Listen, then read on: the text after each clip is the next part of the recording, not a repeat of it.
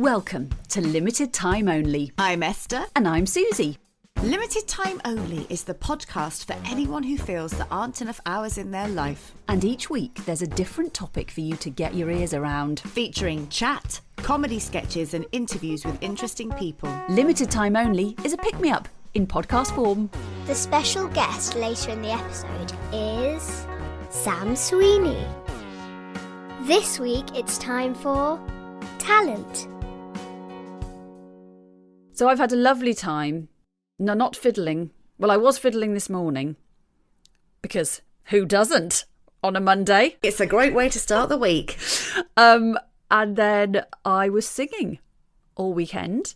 I was in Newcastle and I was singing with the Unthanks. Becky and Rachel Unthank, they're siblings, and their band. And it's a singing weekend.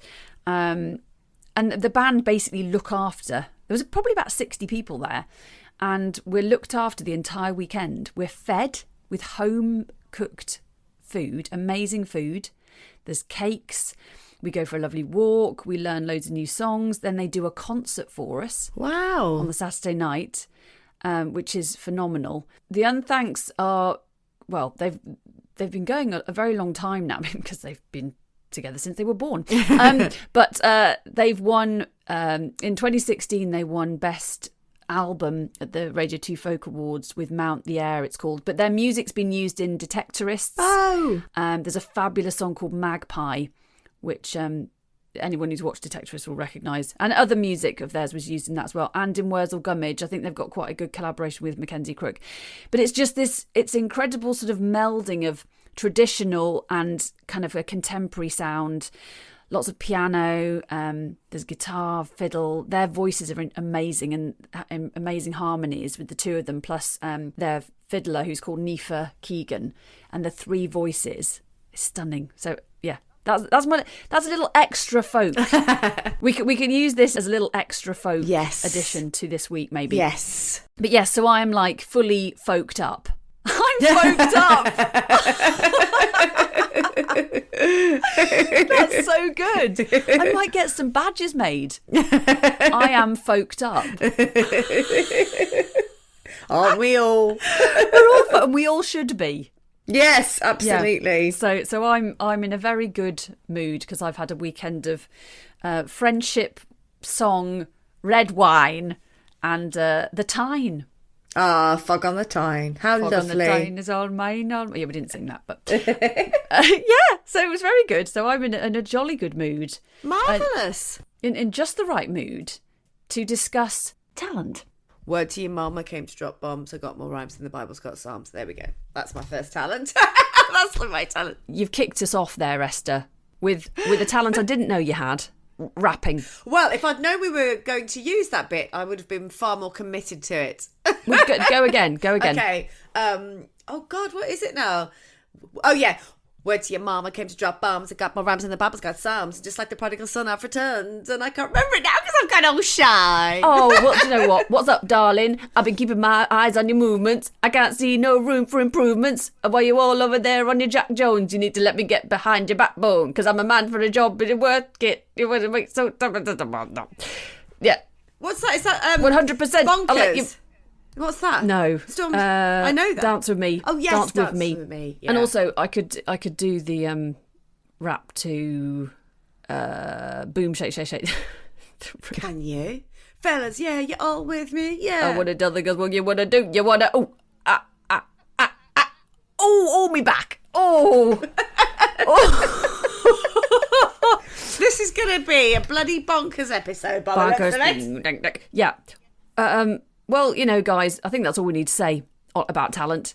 You've just witnessed the elite rap skills. I mean, I can't even speak. Eminem is shaking in his boots. He's quaking in his boots. He needs to go to Boots to buy some ribbon. For his boots. For Boots. Sign me up for the rap battle. Yeah. We're like 50 Cent and Eminem. Oh, God. Oh, dear. Here we go. Here we go now. Ding, ding, ding, ding. I don't know what's happened to me. I don't know what's happened to either of us. It's clearly madness has descended. Tell me, apart from your incredible rapping, Susie Riddell, what are your talents, would you say? Well, I mean, I did actually look up. I have done some prep for this, and I have looked up, because this episode is all about talents. Yes. I mean, we've why on displayed. earth we haven't done it before? Because when you think about talent, I mean, I immediately think Esther Stanford. So it's taken us 3 series to get around to this. So talent, the noun. You've gone highbrow. I've gone Cambridge. Yeah. Cambridge Dictionary. It's, in brackets, someone who has, close brackets, a natural ability to be good at something, Right. especially without being taught. Yes. Synonyms: aptitude, flair, gift, ability. A related word: talentless. We don't need to think about that one. No. So according to that definition, it is something that you're a kind of a natural ability. But I was thinking about whether people are born with natural ability for something, but it can be developed, obviously. Like you might not, I don't know, can you develop a talent for something? Or do you have to start off inherently with that talent? I think you are born with natural gifts and things that you will find easier than other people. I remember when I was at school, I took art GCSE. I shouldn't have taken art GCSE. The only reason I took it was between that and home ec, and Mrs. Harbottle said, no, I should do art. And I was appalling at art, but she needed more money for the art block. So I ended up... It's a familiar story. She needed so many kids on the art course that she could guarantee getting computers in a bigger space. Anyway, I was sat next to this boy called Tim Howe, and that boy could draw. You just give him anything and he would draw it, and he would say to me, why can you not just see where the shadows are? And why can you not just draw it? And he used to get very frustrated because it was just a natural gift that he had. And I do think you can develop talents, definitely. I think you can be, but I think you're kind of born with certain things that you're just naturally good at. So for example, I don't know, like musically, I think I'm quite musical, but I don't necessarily know if I'm talented at music. So I can play instruments, several instruments, but not amazingly well. You have a go at them all. I have a good go. Yeah. Yeah, I don't know, because that's what I find. I was like, what are my talents? And I was thinking, oh God, have I actually got Yes! got any? Of course you have. Well, I think, I am going to list off some great talents in a bit, but I think, this is what I was struggling with, because I was like, well, I play the piano. I've played the piano for a very long time, and I play the trombone, and I've started learning the fiddle, but I'm never going to be like super great at any of them. But is that just because I haven't practiced? Because actually I probably have got a talent for them. I've got a talent for learning musical instruments because I've done it. Yes. But I haven't put my back into it. You've not. What you're saying is you're not Vanessa May or Nigel. Not Vanessa. Or like Nigel, what was his face? Not Plainer, the violinist. Nigel Kennedy. Nigel Kennedy. Plainer. His hair would get caught up in the... mind you, Nigel Kennedy had long hair, didn't he? Yeah, but it was like a peacock, like Chris Packham in the 90s. Maybe then, if you've got... And music is always the thing you talk about. When it comes back to it, you're like, if I had my time again, I'd be a musician. It seems but to I'd be have to where be you're... less lazy. Lazy? I don't think you're lazy. Oh, no. You're not lazy. But maybe you just haven't lent into it as much as you could have done. Yeah. And I think looking at those people, like Vanessa May, I mean, those Nigel Kennedy must have started playing very, very young age. But, you watch YouTube videos of 3-year-olds playing Vivaldi's Four Seasons or whatever. Yeah. And you're like, what? Yeah. I mean, that is... But they must have been having lessons, because you don't just sit at a piano and learn how to play Vivaldi's Four Seasons. And how old were you when you started music lessons? Well, probably about 10 or something. Yes. I mean, if my parents had got it together earlier, I could have been Nigel flipping Plainer. God's sake, your parents. Kennedy. But I have discussions with my husband about protégés, Because you think about Mozart, who was writing symphonies at the age of 5 or whatever. Yeah. And do you think, I mean, do you think, well, this is a bit spiritual, but sometimes I think they must have done that before. Oh, sort of a reincarnation situation. Yeah. They must have lived before and been a professional violinist. I mean, because that is ridiculous. I do think, and it's weird, because if you ask me, do I believe in reincarnation? I don't know. But then we do have the conversation in our house about they've been here before, they're an old soul. Like, sometimes you meet someone and you go, you're brand new, you've never been here before. And then other people you meet, you think, oh, wow, you're very wise, or you've got a really sort of developed gift. Yes, they can look into your soul kind of thing. There's like, because there's video, I was thinking of a video there was a toddler, I don't know if you saw this one, who was sitting at the back of a concert. It was a concert going on, orchestra, and he was conducting, like, pretending to conduct, and his movements were so as if he was a conductor. It was incredible and quite freaky and beautiful to look at as well. But I was like, how does he? Yeah. Yes. Yes. It's that kind of talent is quite mind. And you'd call that a gift, wouldn't you? That kind of. And that you can't explain it. Like, it doesn't make sense. And quite often these kids are people whose parents aren't involved in that in any way, shape, or form. And that's what's kind of sad sometimes, because people do have inherent abilities for things, and actually abilities for lots of things. Yeah. But you're right. If you don't lean into it, or you don't pursue it, or you're not presented with the opportunity to do that, which is why it's incredibly sad when children don't get the opportunity to play instruments or to sing or to do drama or to go and see fabulous art and go, oh, I quite like to do that, or be taken to the theatre, because they don't know that's there, and then they might just be the most incredible artist in the whole world that's ever lived, and they don't ever get the chance to do it. I completely agree. I feel quite passionate about that. When I had my drama school, I ran it for 10 years, and I only put the price up once, like by £1 a session during that 10 years, and my rent went up so much.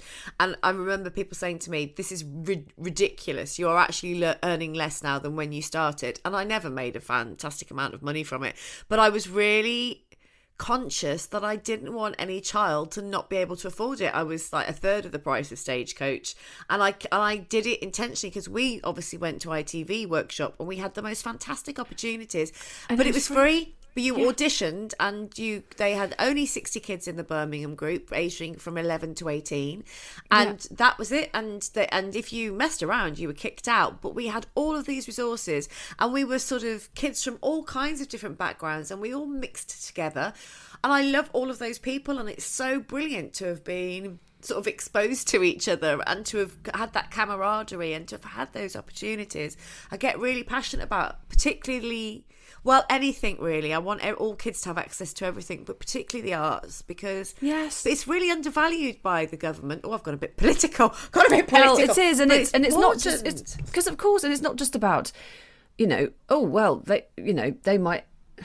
It's not like everyone's going to end up on the West End stage. No, it's about developing your confidence and team playing and your ability to express yourself. Yes, and improvisation. That's what was so brilliant. Yes, that's daily dealing life. with situations. That's daily life improvisation. Oh God, I'm suddenly in a funny situation. It's all right. I can think on my feet. I've got that confidence in myself. Yeah. It's really important. But also the joy, just the joy of it. And it's empathy as well, putting yourself in somebody else's position, understanding how they would feel. It's really, I'm really passionate about just equal opportunities for young people, and also of any age really, because I do think that we sort of get told if we haven't done something by the time we're 30 or even younger, actually, when it comes to anything performance related, then that's it, time's over. But why we've got until we die. Let's do this. Absolutely. And you might not discuss, you might have been, well, I mean, there's plenty of people who have been, say, doctors or police officers or something for their whole life. Yeah. Or, Mel, our very first guest of episode 1 of season 1. Lovely Mel. She was, lovely Mel, she was an NHS secretary, and then, she turned, before her 60th birthday, wasn't it? And she just went, I'm going to resign and become an actor. Yeah. Because she'd always had a love for it, but she hadn't ever pursued it. But yeah, I think, you can have, and you can enjoy things without having necessarily a massive talent for them. Yes. we interrupt this programme with a U-bash. I believe myself to be in possession of my fair share of talents and aptitudes, but often I feel like the other definition of the noun talent. An ancient unit. Goodbye. The other thing that I was thinking is that talent doesn't equal success. No. Always equals success. No, which I don't think I fully understood when I was younger. No. That I just thought if you were talented, you automatically, it will work out. And I don't think I fully grasped that. It's barely part of it, isn't it? Yeah. Really, in the end. It depends what the talent is, but. Well, yes. Well, I'll tell you what I am good at, Esther. Do please tell me. I am really good at being able to spot if someone's a dickhead. That's on my list as well. Yeah. Yeah. Really good intuition. But do you think that is the empathy side, so that we're quite tuned into human behaviour? I've got a really good dickhead radar, massively good. And I'm never wrong about somebody. Never. No, yes, that's it. It's never... Yeah, it's kind of like a sixth sense. Yeah. Isn't it? It is. A dickhead radar. It's never radar. missed. And it goes beep, beep, beep, beep, beep, beep, like back away. Yes, totally. Or they're like, do you know what? This is on my list because this, I think, I still don't know how I did this, but I do. It is like a sixth sense. But years ago, when we first got married, we used to hang out with two other couples all the time, Tim and Abby and Ben and Katie. And we used to hang out, constantly. One year we went back to Tim and Abby's. They had a nice little flat, and we went back there to go and have a roast dinner. But we went to the pub first, and the boys said, "We'll stay in the pub. We'll come back. We'll have one more, and then we'll come back." And we were like, "Okay, but we're eating at 6. Don't be any later." We got back, 6 o'clock, came and went. They didn't turn up, and this was really out of character. Ooh. And then it sort of got to about 6:45, and I said to Katie and Abby, I said, "Do you know what they're going to do? They're going to roll in at 6:55, and they're going to have all changed their watch by an hour," and said they didn't realise because they hadn't changed their watches. And they went, "Don't be ridiculous. That would be silly because like 3 people wouldn't have the wrong watch and wrong time. And why would they do that? Of course." And they're not liars, and they just don't operate in that way. And I kid you not, at 6:55, they all came in and went, "Oh, sorry, we thought we can't have changed our watches." And I told them, and they went, "How the hell did you know we were going to do that? Oh, We've my never done anything God. like that. We've never done anything like that." And I just knew something. There was like an instinct, and I've got quite a strong. I'm pretty good at preempting things and picking up if someone's. I can tell if you're lying. I can tell. You know what I mean? It's and I wonder if it's because of what we. Because we're naturally talented at what we do, and part of that is understanding human behaviour and empathy. Yeah, maybe, yeah. But yeah, you're right, radar I think. and lie radar. Dickhead radar, strong. I'm also extremely good at guessing the time. Yeah. Are you? To the minute. Okay, tell me what time it is now, Suze. Well, I can see what time it is. Balls. But the other thing that I keep doing is looking at my watch when it's. I talked about this the other day with you. My birthday. Yes. So 15:03. Yes. You're telling everybody so that they get ready. Which I'm telling everyone now because it's not it's far coming away. up in March. What else I'm very, very good at aiming bits of paper or tissues into a bin from afar, or pants and socks into a laundry basket. I mean, and it's probably second to doing a wee when you really need one. It's the most satisfying thing I do. It's just I punch the air. Yes! It's so great. It is a great skill set. I do often lob tissues into. We've got an open fire. I do often lob tissues, and I get them in most of the time. But if you haven't got them in for a couple, so I imagine the satisfaction you must get from like pretty much It's always absolutely getting brilliant, especially as I'm crap at shooting in netball. I think that's how I feel about squeezing a blackhead. I feel like that when I've squeezed some blackheads on my son's face. Yeah. Oh, he lets you do that. The feeling of purging it, and I love it. And he says I get a bit manic when I'm squeezing. He said I can hear my breath changing, and I almost get excited. Oh, well, Joel, my husband, used to watch videos of people squeezing spots. Yeah. Do you? Yeah. My daughter will send me blackhead videos on TikTok. God! Well, I don't watch them so much now, but I prefer the real thing. Yeah. But yeah, blackhead porn. I just love it. I get that. Another talent I've got is carrying more than looks humanly possible. I'm so good.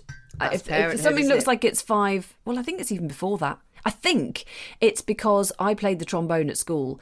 So on occasion, I'd be carrying a school bag, a trombone, a PE kit, and a home economics basket on the bus. Wow. So I think I've just been, good, You're like good Buckaroo. parent screening. I was like Buckaroo. That's such a funny image. Put something else on Susan, she's going to fly up in the air and everything's going to shoot And off. that does happen. But I really do try and get up the stairs with as much as possible. Or, trips from the car. It's a pain going up and down the stairs, isn't it? Yeah. You are strong though, aren't you? You are pretty ripped. Yes. No, I'm actually probably not as ripped as I was. Because I haven't been going to my personal trainer. It's Wow. too expensive. Just keep lugging that stuff up the stairs. Keep lugging and the stuff. My son's taken to lifting me up, and he's getting very strong. And a lot of his friends go to the gym, and they're not as strong as him. So maybe that's his talent. He's very strong. You're helping him out there. I am. And the eating the final cake. one, the final one I wrote down was fitting in too much into too short a time. I've got a real talent for that. Yes. I don't always fit it in, but my talent is the the ability to see that it's potential, the potential of a 5-minute window. Yeah. Yeah. I'm exactly the To same. cause overwhelm. Yeah. Yes. I often leave things till I'm getting better, but I often, if I've got a project that needs to be in 3 weeks, I'll still do it on the last day. Oh, yeah. But part of that is I can't work out what I need to do on it. I have too many ideas, and then you give me that last hour, I'm like a machine. Yes. Get it done. Yeah. So we should all just say to ourselves, right, tax return is due. Tax return, you've basically got 8 months or something, haven't you? 9 months to get in. We should actually reframe that and say, no, you've got a week. And then we'd actually do it. I impose deadlines whenever I'm working with a producer or something. I'll say, right, let's put a deadline in because I won't do it. Yes, absolutely. I'll just keep putting it off. So because when I've got time to think, too many other ideas come into my head. But yeah, if I've got no time to think about it, I'm really good under pressure. The And impro actually, skills. somebody I met on a course a few months ago, she said that's how she works, and now she just actually books everything in at the last minute because she knows that's how she'll do it. Yes. She just goes, That right, makes I'll sense, book out doesn't half it? a day on that day because it needs to be done the next day. That's really good because then you're not worrying about it. Yeah, she just accepts that'll be when I do it at my best. My only worry with that though would be if I was ill or something happened, on that day. But yeah, it's quite good to just go, do you know what? Instead of beating myself up about doing everything last minute, I just accept that that's who I am. That's how I operate best. I'll do it that way. Yeah, I think that's very sensible. Yeah. And what would you say your talents are? I mean, obviously you have multiple. Well, I've obviously got the dickhead radar and the doing everything at the last minute. I can get my tongue into a W. I can put my tongue into a W shape. I'm quite You're going to have to do a video to put on. ambidextrous with my tongue. Does that even make any No. sense? I don't know. I don't think it does. It's not even the right word. I watched Esther Ranson on That's Life do it in the 80s, and I spent ages. This is where perseverance gets over talent, because it wasn't a natural gift. But I taught myself how to do a W because everyone was doing it on That's Life in the 80s. Well, I did the same with the old finger click. Oh, I've you hear that? never been able to do that. Well, I spent 3 weeks practicing it, and I strained all the muscles in my forearm. But I was like, no, I'm going to do it. I can only do it with my right hand, but yeah, perseverance. I'm really good at remembering a birthday. If you tell me once, I log it. I don't know why. I don't know why it's of interest to me, but I kind of relish knowing when your birthday is. I feel like I know something about you. Well, okay, but also, do you think it's to do with? Control. No, I wasn't going to say that. No. Because I was thinking back to the kind of the idea of life and death. Yes. Maybe. I don't know. Maybe. Yeah, I am very interested in Death. death, beginnings and endings, and also I kind of, if ever I'm playing a role and there's not like they haven't got a surname, or you don't know when I work out when their birthday is. I work out what their surname would be. I work out because I have to know because they are fully rounded to me.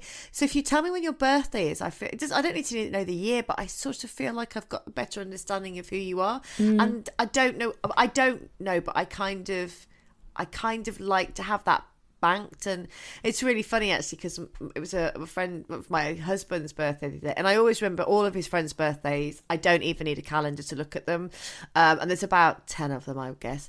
And one of them, it was his birthday the day, and I said to Ian, it's so-and-so's birthday, and he messaged him on the boys group chat, and he just responded with, "Thanks, Esther."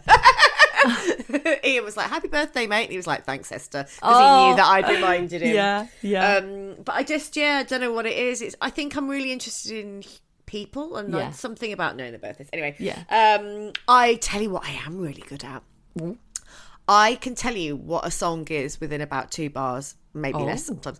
And when we used to go to nightclubs and stuff years ago, could tell you what the song, if like higher state of consciousness was about to drop in or something, I would turn to a friend and I'd be like, "Oh my god, it's this," and everyone would go, "I don't know what you're talking about," and I could hear it really early. I'm really good at that kind of thing. I can, if there was a game I played years ago that somebody had that put on the Wii or something, and it was where it would play the bars of the song and you had to see who could get there first.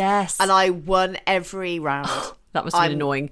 Actually, Sarah Cox does a game like that. You should play. Yes. Do you listen to that? Yes, I've heard it sometimes. Yeah. I'm terrible at that. Terrible. I'm really good at it. Really good at. Well, that's good to know for a pub quiz. And I'm good at pub quizzes. And what else am I good at? I just think. Do you know what I think was my natural talent when I was little? I was just really good at. I used to do a lot of impersonations, and I remember being 4 or 5 and staying with my grandmother and her mother up in Cheshire, and doing impersonations of Margaret Thatcher and being really good at it, and Charlie from Sons and Daughters, and regaling them, like almost doing a stand-up show in front of them, and them laughing, and my great grandmother going, "Oh, Joan, she's a dirty little devil," because I was about 5, but I was good at impersonations. We need to tap into that. I think you're also very good at making people feel good about themselves. I think you're a naturally gifted friend. Oh my God, that's made me feel a bit. I wasn't expecting that. Thank you very much. I feel a bit emotional. Wasn't expecting something serious. No, it's true. You. Yeah. Oh, that's quite nice, isn't it? Natural talent, lovely. Friendship. I think you're a lovely friend as well. You're such a lovely person. Oh God, Esther. Thanks. Also, Sue. we're both good at rapping. Yeah, Esther's really good at being a friend. If you have a problem, she will help you to mend it. And if you can't reach something, I will bend. Like Urigella with the spoon and tend to your roses. Yeah. Oh dear God. To check it out. I love a good podcast. And when I find one I really like, I tell everyone I know about it. I grab my phone and I share the podcast with everyone in my address book. And then I post about the podcast on social media. Then I rate and review the podcast. And then I have a warm feeling inside for the rest of the day. Just saying. I hope you're enjoying this episode of Limited Time Only. I know I am. Now, where's my phone? Can I help you and your face? I've got an appointment for a rebrand. I've recently lent into a talent I've had since childhood but never pursued. I've packed in my old job and I wanted to zhuzh myself up to launch my new career. Here at Sue Salon, we've got a few rebrand packages. There's the Bright Young Thing. Sounds fun. Let's have a look at you.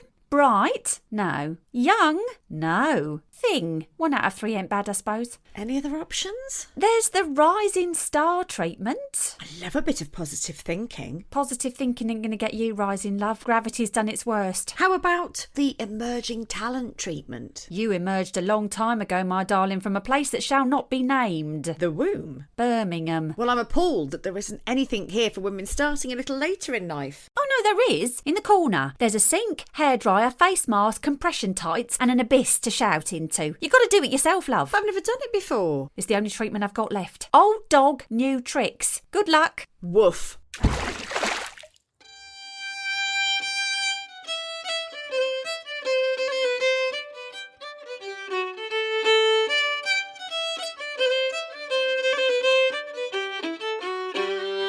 This week's guest is the fiddlingly fabulous Sam Sweeney.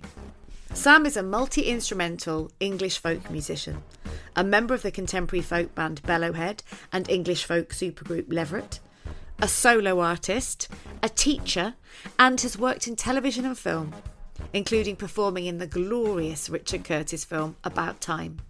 In 2015, Sam won the BBC Radio 2 Folk Musician of the Year award and was also appointed as the inaugural artistic director of the UK's National Youth Folk Ensemble, an organisation he had helped set up to enable young people across the country to access folk music. We talked to Sam about his passion for music, how a new instrument inadvertently led him to his first solo album, and how it feels to step out onto the stage at the Royal Albert Hall as a solo artist. Welcome to the show, Sam Sweeney. Sam Sweeney, thank you so much for coming on Limited Time Only. I know you're very busy at the moment, so we're very glad you've managed to fit us into your schedule. It's a pleasure. It's a total pleasure, and this is the longest period of my professional life that I have actually had no work in. So I'm actually not that busy. It's great. But you are quite busy this week, aren't you? This week is an exception, yes. So I'm talking to you, which is very, very lovely. And then I'm off to London to finish off a project with the South Bank Symphonia. And they're all terrifyingly talented conservatoire graduates from all over the world who are amazing classical musicians. And then there's me and my very good friend Rob Harbron teaching them how to play folk music. So I think it's probably as terrifying for us as it is for them. That's amazing. So, and it's a special kind of collaboration between folk and classical. Yeah, it came about because when we did the Bellowhead reunion tour last year, this fabulous guy called Matt Belcher, he sort of does, he coordinates projects for that orchestra, and he saw me leaping off things and like giving it all this with Bellowhead, and he was like, well, we need some of that for our orchestra. Actually, we haven't got them jumping off things at all. It's all incredibly tasteful and much more what I do when I'm not with Bellowhead. But they're incredible, and they've gone into the Vaughan Williams Memorial Library in London, and they've found tunes that they love, and we've done these workshops so they can sort of create these spontaneous, fabulous arrangements of traditional tunes. And for a lot of them, it's the first time they've ever played without sheet music in front of them and stuff like that. So it's cool, and this Thursday is the concert where they're going to air what they've done alongside some of the sort of more folky-inspired classical works, like things like Bartók and Vaughan Williams and stuff like that. So it's going to be cool. It's going to be new and exciting for me. I've never done anything like this. Oh, it's just sounds brilliant, and yeah, very exciting and kind of right up my street. If you, as Esther will know, I'm like classical and folk. Yes, the combination just makes me extremely excited. So, Sam, you are a hugely, ridiculously talented fiddle player and guitarist. And, well, by the looks of it, pianist. You've got a piano there as well. Can you play the piano? Absolutely not, no. That is it's a dulcitone, and it was sitting in a church in Hammersmith, and this lovely band that I absolutely adore called Three Cane Whale, they use a dulcitone on their records. I was like, I want that sound, and then it just appeared on eBay, sitting in this church in Hammersmith. So I went and got it. I can't play it at all. Anything that involves keys, can't do it. If it's got strings on it, I can just about make sense of it, but that's basically an ornament. Where is it there? And I've got 14 guitars, but I'm woefully bad at it. Woeful. Oh, I don't believe that. But you know, it's not too late to learn, is it? It's not too late to start learning the dulcitone. No, it's not. It's not too late. It did appear on my last record, but it was very much like set the recorder going and then one finger at a time. playing it like that. But the guitar was I set myself a lockdown project of being able to play the electric guitar as well as Tom DeLonge from Blink-182, who are one of my favourite bands of all time. And I'm not there, but I just want to be in a punk rock band. Well, that's the next step, isn't Next it? step, yeah. There'll be folk, classical, punk, rock. Yeah. Let's just get them all in one massive combination. It'd be fantastic. I was reading all about you, Sam, and you started playing when you were 6. Is that right? Yeah. And it sounds like it was fairly instinctual that you heard this music and you felt quite compelled to do it. Do you remember that moment? I remember the first time I played the fiddle, yeah. I mean, I was brought up in quite a musical household in the sense that music was always on. And, my dad had wired up the speakers, so there were speakers in every room.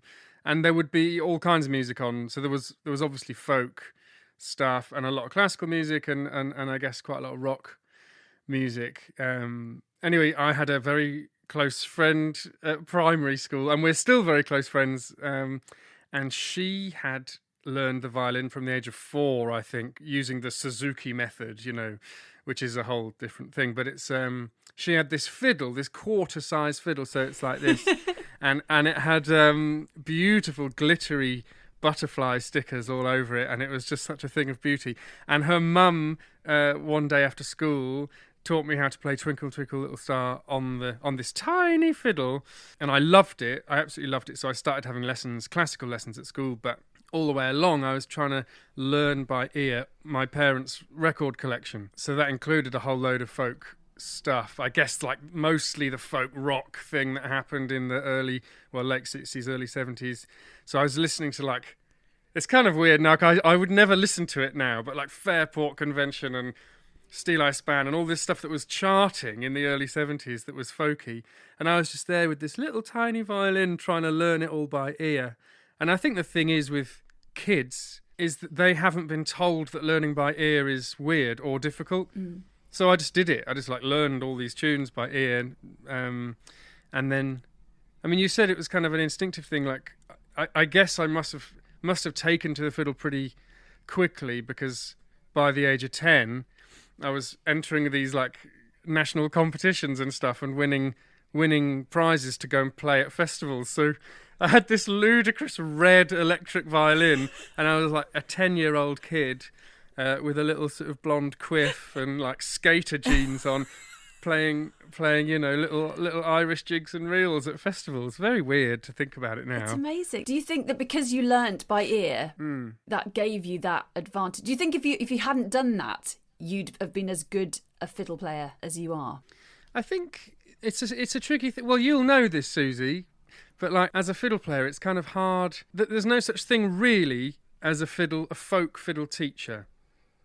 People do try and teach it here and there, but actually at the end of the day, it's up to you to teach yourself by listening to other players and being like, I love what Emma Reed does here. I love what Eliza Carthy does here.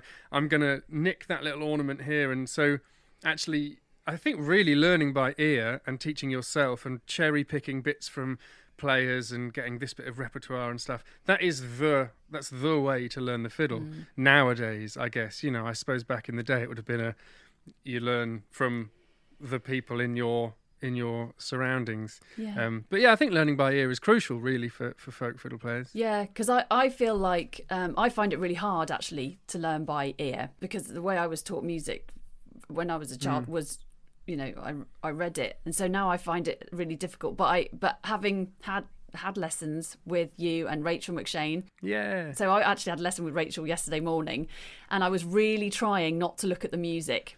So I was listening to her play, and I was like, right, I'm going to really try and not. And also the confidence that gives you to be able to go in and play. I mean, obviously, traditionally, folk is played in pubs, and you can go and do a session. And so, as a 10-year-old, were you able to do that kind of thing and sort of play with other people? Yeah, it was tricky. I went to the Irish Centre in Nottingham, and they had a sort of early evening thing that I was allowed to sit in, and that was in a pub. But yeah, I mean, it's tricky finding places to play when you're that age, as you say, because most places are licensed premises and stuff. But also, I think it is, I grew up in Castle Donington, which is sort of Derbyshire, Leicestershire, and trying to find anybody your own age that plays traditional music was like, I mean, I was alone, you know. I didn't find anyone. It's hard enough. It's hard enough when you're an adult to try and find folk musicians to play with, you know. Which is why frequently bands are spread out all over the country. But in the end, I went to a thing called Folkworks Summer School, and it was like paradise. It kind of felt like Hogwarts, you know, because there were 200 kids there from the age of 12 to 21 or something. They all played an instrument. They all played traditional music, and it was the first time in my life I'd ever played traditional music with people my own age. Oh, you know, so lovely. So yeah, coming pretty home. Cool. Yeah, absolutely. Yeah, That's so lovely. So you were winning competitions and playing at festivals from the age of 10. Now, obviously, still at school for that bit. How did you make the leap to professional musician post kind of school, I suppose, or even before? It wasn't really a conscious decision for me to go professional, because I guess I'd been paid to play music from the age of 13, 14. So I was doing little like folk clubs and stuff like that and getting paid to do it. And then it was actually at this Folkworks summer school that I was just talking about. I went when I was 17. I went every year from 12 to 17, and John Boden was there. So John Boden is the lead singer, front man with Bellowhead, the guy who has his arms out like that, tall fella. And he was teaching. And so I was in his band. Every kid gets to be in a band with a lead tutor, and I happened to be in John's band, and Bellowhead had just formed. And the guy, there was the fiddle player, bagpipe player was called Giles Lewin, and I think he'd just had a baby. And he was depping out quite a lot of the Bellowhead gigs. So John, as a 17-year-old, John was like, "Do you play any woodwind instruments?" I was like, "No, God, no, I can't. I just fiddle, just fiddle." He was like, "Oh, it's a shame because I've got this new band called Bellowhead, and it would be great if you played the bagpipes, because then you could dep for Giles Lewin." And I sort of thought nothing else of it. I was like, "Oh, that's a shame. Never mind." And then I remember getting a phone call off Boden when I was in an A-level music class at school, got a voicemail from John going, "Oh, Sam, I'm driving up the M1. I think your parents live somewhere near the M1. Would it be all right to leave my bagpipes at their house, and you got 6 weeks to learn them, and then you can play with Bellowhead for the reopening of the South Bank Centre?" Oh my God. So that was how I got into the band. So I did a couple of gigs with Bellowhead like that. Did half of the tour that autumn and skived off Freshers' Week when I went to uni for a very brief spell. And then Giles left the band, and I got formally invited into the band as I was just 18. So God, I guess you weren't thinking long term. Yeah. It's just, okay, this is an opportunity. Let's learn these English bagpipes and go from there. Yeah. I mean, I still can't play them. Like, I have to play them in Bellowhead gigs, but I can play about 3 things. And, it doesn't come naturally to me. But, so as I said, it wasn't conscious for me because I was just doing gigs with my childhood band and then transitioned from that into Bellowhead, and then was touring with John Boden's other band and Faye Hield and an amazing accordion player called Hannah James. And so it went. And so for me, I just feel like I'm still doing exactly what I've been doing since I was a kid. Yes. I've never consciously done anything. It just happened. It's just happened. Yeah. I think that's so lovely, isn't it? That's talent and life kind of just combined. It's almost serendipity. What a beautiful thing. I mean, I kind of feel a bit like that with acting. Like, you know, it's like, well, I'm just playing, and I've just been doing that since I was 11. I don't know. And the thing is with you as well is the fact that it's sort of, there's been no striving, has there? You've just sort of gone with it. It's been easy. and you say you went, you say you went to uni and then you left. Is that because of Bellowhead? Yeah, it kind of. I went to university, but I did 17 days of it. It's just the best bit. I think that's how much I did. I was there for 3 years. Yeah. No, it just became. I didn't really ever want to go to university. I'm not a natural studier. You know, it's not great, but I knew I didn't want to do it. It just seemed that was the option as an 18-year-old. you go to university. So I thought, well, what could I actually do? And I considered going to do classical violin at a conservatoire. But I was woeful at the classical violin. Like, I can't follow bowing that someone else has given me, and I don't practice. So I was sort of a nightmare for any teacher I might have. So I went to do the folk music degree that's still happening at Newcastle University. But then this opportunity came up. So it was like, well, spend 4 years at university and get hugely in debt, or hop on the road with Bellowhead and learn that way. And so, I mean, it was the right decision, definitely, for me. Oh, yeah. For those who don't know Bellowhead, I mean, for a start off, what are you doing with yourselves? They're known as the mighty Bellowhead, really. Sam, could you describe Bellowhead for us, and we'll get everybody listening and coming along to the tour in the autumn. Absolutely. Bellowhead is an 11-piece band, folk band. It started out as a sort of expansion of John Spire's and John Boden's duo. It was only ever meant to do one gig, Bellowhead, for the Oxford Folk Festival. But it's got a full horn section, so trumpet, trombone, saxophone, and helicon, which is kind of looks a bit like a tuba sousaphone thing. And then a full drum kit, and then a massive string section, and John, and then a guy called Benji Kirkpatrick who plays everything that's strummy. And it's how on earth do you describe it, Susie? It's kind of a party, and it's joy. It's joy in your ears, and you cannot. I mean, you go and sit at a Bellowhead gig, you're not going to be sitting for very long. No. I first saw Bellowhead at Truck Festival in 2010, I think. At the same time, I saw Miss Dynamite in a cow shed. I remember that. I remember it. Yeah. And Graham like Coxon was on. Graham Coxon was on, and it was a brilliant year. It was such a good festival. It was so good. And I didn't know of Bellowhead at that point. No, and John. So it was on a farm in Oxfordshire, and there's Bellowhead, and John Boden's there with a white suit, which is, I mean, the absolute antithesis of what you should be wearing on a farm. But it looked amazing, and it was just so fun because it is like a rock band sort of experience. And I would encourage anyone who hasn't heard Bellowhead to listen, because I think when people, I don't know if you get this, Sam, but when people think of folk music, people who don't know folk music, they might think of that kind of, I don't know, slightly stuffy. The leader of my choir, City of London choir, so classical. He would always sort of puts the hand behind the ear, and like kind of like you're just listening to yourself. Yeah. But it's not. That's not my experience of folk at all, and particularly not of Bellowhead. It is like you are basically rock stars. I mean, I can't believe I'm actually speaking to you. No, genuinely, I am so starstruck. It's just like,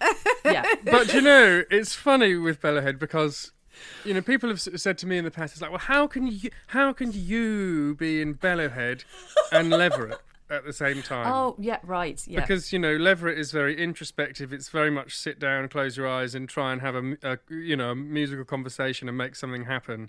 But actually, that's what I do 98% of my life, is sort of like, is quite introspective. I'm not naturally that outgoing, but I've sort of learned how to do it.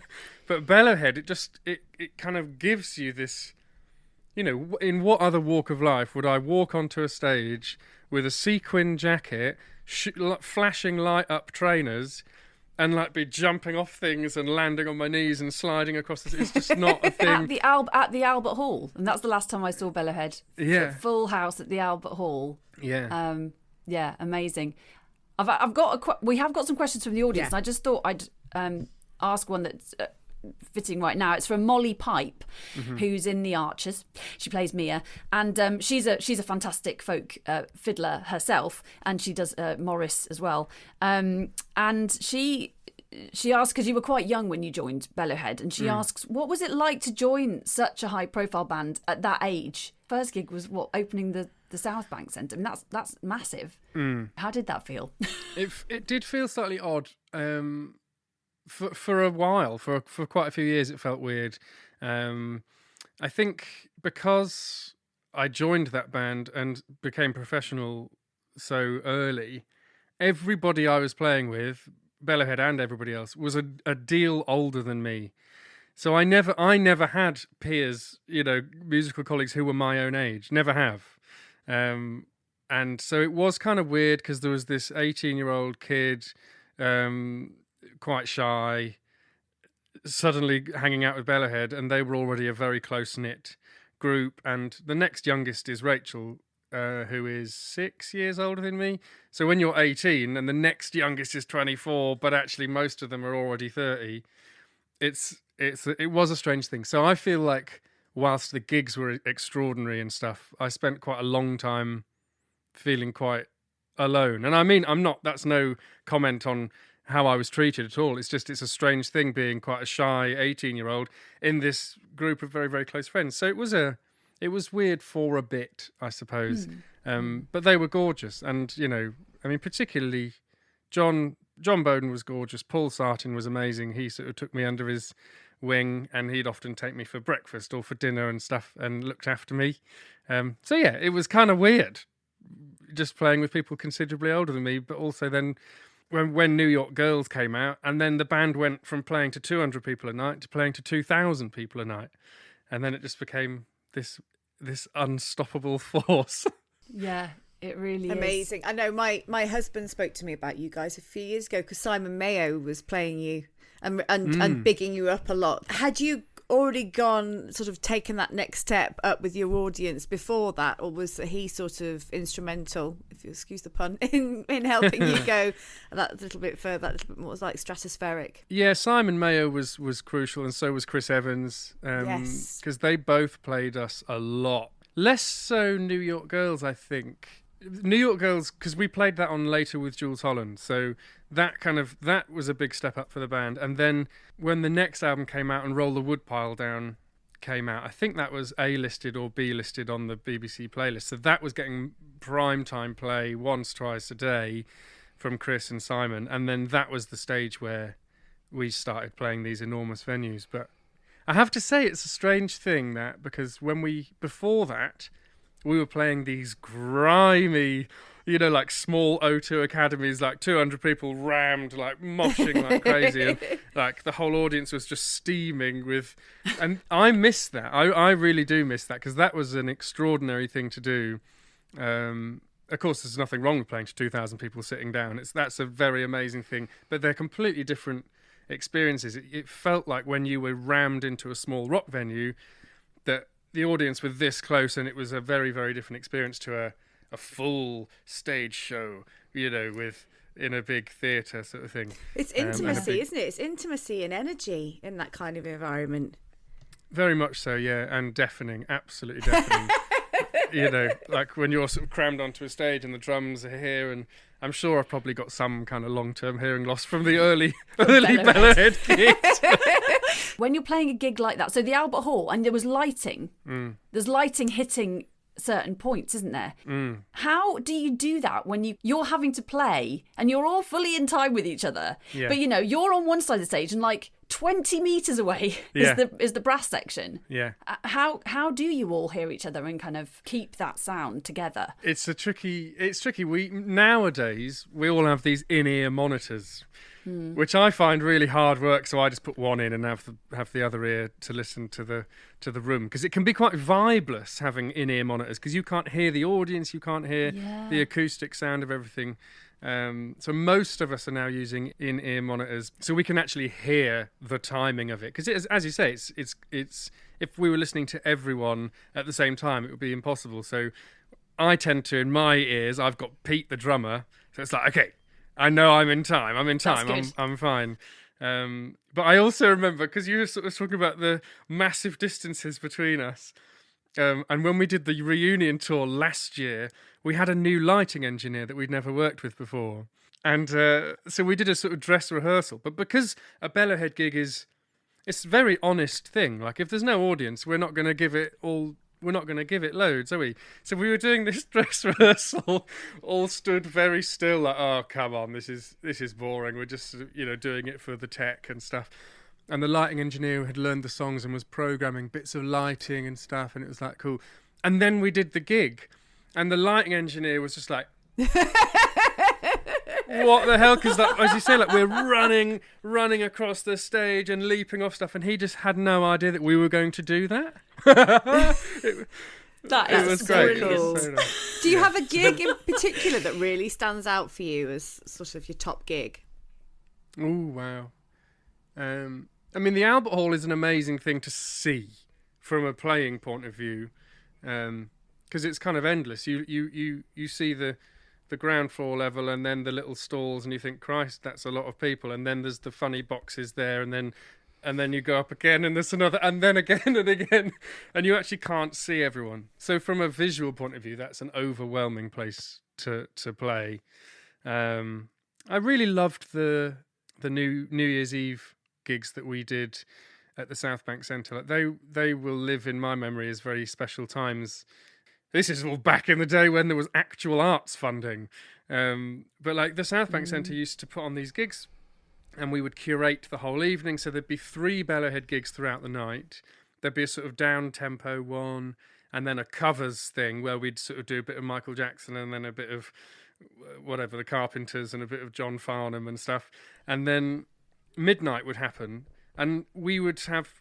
I remember one night they gave us a bottle of champagne each, and they said, well, you can watch the fireworks over the Thames from the roof of the Hayward Gallery. So Bellowhead was sort of marched up with a bottle of champagne and each in our jackets and stood on the top of the Hayward Gallery and just watched the fireworks over the Thames, and then went back in and performed the sort of the party set, all in circus costumes, and there was fire breathers, and so those events were absolutely mad, and I didn't realise at the time how lucky I was to be doing that. That doesn't really happen anymore, that sort of thing. No. You definitely wouldn't get a free bottle of champagne. Absolutely not. I mean, that's half the budget for the South Bank Centre spend there and then. That sounds like such a magical evening. That sounds so wonderful to get to go and do that. Yeah. It is those sort of memories, isn't it, that you're just having a good time in the moment, and then you look back and reflect on and think, gosh, that was so special. And you've done music for films and television shows. Tell us a bit about how that all came about. It's all very random, really, all that sort of stuff. I've never asked to do it. I've never pitched for anything like that. I suppose the first thing I ever did... I was 18. In fact, it was my 18th birthday, or was it my 19th birthday? Let's say 19th birthday. And John Spires and I had to go on Ant and Dec's Saturday night takeaway. And they used to, I don't know, I've never seen the programme, but they used to do a thing called Stars in Their Lives. Yes. I remember that. Right. So there was this lady who was unbelievably into Boyzone. And so what they did is they disguised Stephen Gately, so he had like a beard and sunglasses on and stuff, and then John Spires and I had to go busking with him in Banbury, and we sang Walk On By. Oh. And so this lady literally came up, gave us money for busking, didn't realise it was Stephen Gately. So that was my first little funny thing into TV. And then we went back to a hotel room and recorded some music for this thing called Lost in Austin, which was a Jane Austen period drama-y thing. Yes. Yeah. I mean, we're talking quite a long time ago. And then from that, a couple of other TV things came about. I've done a few bits of filming. You did Love Actually, not Love Actually, About Time. About Time. Yeah. Which is one of my favourite films. It's such a beautiful film. But you did the How Long Will I Love You, didn't you? Yeah. John Boden was asked to sing it. And I played all the fiddles on the recording, except for the massive electric fiddle solo, which was a guy called Ben Coleman. But then on the filming, we had to go underground to Maida Vale tube station, and we filmed it overnight so that there was no members of the public. So we sort of went down there and then did that scene like 100 times, and I was miming the mandolin, even though I don't play the mandolin on the soundtrack. I'm all the violins. So we did that, and last year I was in The Little Mermaid, the Disney Little Mermaid. Although I say I was in it, like I was cut. But you were there. I was there for like a month. Really? Was it that long? Wow. It was mad. Yeah, we did. It was weeks and weeks and weeks. We recorded the soundtrack thing. And then this was all pre-COVID and had all our costumes fitted and we were in rehearsals and stuff. And then the pandemic just cut the whole production. So then after that, it was all rescheduled. And then we had to film it on this extraordinary ship that was not on water. It was just at Pinewood Studios. And it was on what do you call it, like a gimbal thing. So it could move in that plane, and whatever, the other plane. And so there we were, like me and these other two musicians and all these dancers and the actors and stuff doing the shipwreck scene in The Little Mermaid. Beautiful costume, and there's no record of it because I'm cut from the film and you weren't allowed your phone on set, so no one will ever know what I look like. Oh, that's so sad.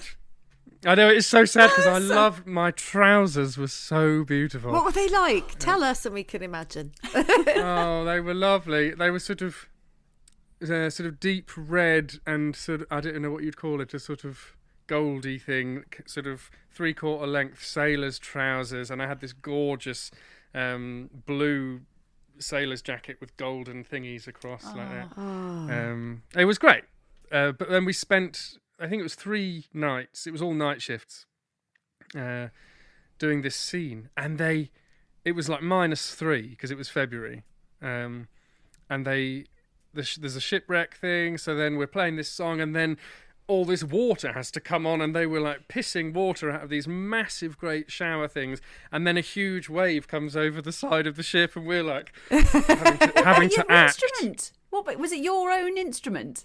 No. Thank God, because they were utterly destroyed, the instruments. I mean, so we had to do that. But then, as I'm sure you've got experience of, like when you're on these things, there's a heck of a lot of waiting around. So I think we did 3 or 4 nights of shooting, and then the rest of the time we were just waiting to be called to see if they needed to reshoot any of it. So actually, even though it was weeks and weeks and weeks, really we only filmed for a very short amount of time, and the rest of it we were just sat in costume in a marquee. Being fed.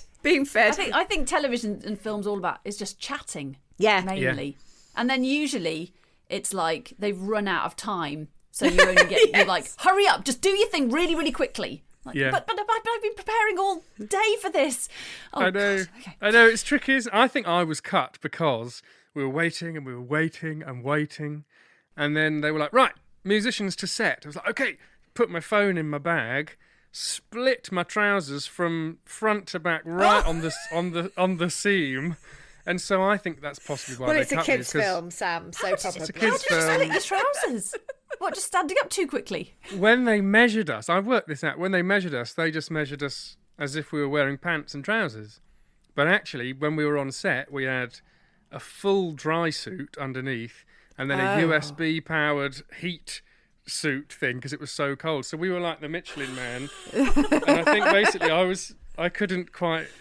anyway, there were a lot of layers, and I bent down to put my phone away and split my trousers. So I think that didn't go well for me in the film. I think that's probably quite good deduction, I reckon. Yeah, I think so too. Yeah. Nothing to do with the quality of my acting, of course. Oh my goodness. I wanted to ask about your other work that's not Bellowhead. Esther and I are both coming to see you at the Moth Club in Hackney in March, where you'll be playing your most recent solo album, Escape That. And I wondered if you could tell us a little bit about your solo work, which is also marvellous, but in a different way. Yeah, I never wanted to be a solo artist ever. I liked playing in other people's bands. And then the First World War fiddle that I ended up buying, I mean, that's a heck of a story, and we could talk for like 4 hours just on that, but I'll sum it up really quickly. Went fiddle shopping, bought this violin that I loved that was brand new, got it home, and inside it said 1915 Richard Howard Leeds, made in the Great War. So it was a mad thing that how could it be brand new and just finished, but it was made in 1915. And after a lot of digging, it turns out this fiddle, the bits of it were carved by this guy, Richard Howard, in Leeds in 1915. But he was then conscripted and died at the Battle of Messines Ridge, leaving all the pieces behind. They were found at a car boot sale in about 70, 80 years later and put together by this violin restorer, Roger Claridge. And I just happened to fall in love with this violin, not knowing its story. But when we found out its story, I did this big theatre production called Made in the Great War. And we toured that quite a few times. And when I went on Radio 4 to talk about that, this guy, Ian Brown from Island Records, rang me up and said, "Will you make a solo album of music from the First World War?" And I was like, no, it's not really for me. And I've done the First World War project. I'd like to do something else. But actually, I spent a bit of time looking at what source material would be out there. And then I said, yes, this is a great opportunity. So I made a Sam Sweeney album called The Unfinished Violin. And that was the first time I'd ever had my name on anything. So once I'd done that, I thought, right, what does a Sam Sweeney album sound like if there's no goalposts? So I sort of made Unearth Repeat, which was a sort of a trad album, mostly trad album, and did that in 2020. But then it came out during the first week of lockdown, so all the gigs were cancelled. And so that ended up being a very strange record, because I got loads of messages from people saying how much that album meant to them and how it got them through lockdown, which was very incredible to hear that from people. But the start of that project was kind of a bit stunted. So then the last album, Escape That, which I'm touring for the last time this year, that was a proper, like, self-indulgent lockdown project of what does my music sound like when I don't care what anybody else thinks of it. So for me, although people find this kind of hard to believe, I think for me that album is an amalgamation of all the music I've loved since I was a teenager. So like the first track, Ruby, most people will just hear the album and be like, oh, it's just fiddle tunes, it's just folk music. Like, Ruby is very strongly inspired by the Killers, for example, massively. Or like, in fact, another track is also quite Killers inspired. But it's like, there's bits of like Sigur Rós influence, and there's bits of punk rock and stuff, and then there's a bit of Peter Gabriel influence, and then there's Killers. And so for me, it's like, I wrote the whole record on electric guitar and bass and synths and stuff, like one finger at a time. And then at the end of the process, like, it was like, well, I've got to play this on the violin, so I'm gonna do that. So that's what Escape That is. It was like if you like, a very self-indulgent project of love for me. It's like, these are all my influences. I'm going to make music for me and hope that other people like it. And it was a form of escapism for me making that record. Because music it's time traveling, isn't it? You can time travel with music. And so for me, it was like, I'm going to be in a field at Reading Festival watching the Killers in 2004. And that's what that track is for me. That's where I am with that track. And Escape That was just like, it's a pandemic. I can't see anyone. Music is the best thing in my life right now. So whatever. Let's escape that. It's just pure escapism for me. How wonderful. Can I just say as well, you need to turn that into a film. I'm sorry, a violin that the guy in the First World War, and then it gets made, and then you buy it, and then you turn it into a play, and then somebody's like, you've got to make an album. That's so serendipitous. To me, that is an Oscar-winning film, so maybe that should be the next project. Maybe we'll work on it together. Well, you write it, Esther. Okay. Yeah. I'll play the shop owner. And, who's playing me? You can play you. No, I'll get cut. Just don't split your trousers. Okay. So I was thinking about Escape That, and I think it is it's an album that you do escape into. There's no singing at all. It's all instrumental, isn't it? And I think every time you listen to it, there's another layer. I really I think of clubs. I think of going to a club, and I'm excited to hear it live. Again, I heard a bit of it in the Albert Hall, which must have been an amazing experience for you to play that. But yeah, I'm excited to kind of properly move to it and kind of get a bit lost. Yeah. So how was it playing your own stuff with? You have got a little band. It's not totally solo, is it? You're there with your band. How was that at the Albert Hall? Mad. Yes, I don't know. I don't really know how to describe that. It's very easy to take Bellowhead in your stride. It's like, yeah, cool. Like walking on stage with Bellowhead at the Royal Albert Hall I mean, I don't want to sort of do it down, but it is as easy as walking into my living room. Like there's no nerves or there's no, it's just literally like, off we go, we're doing it.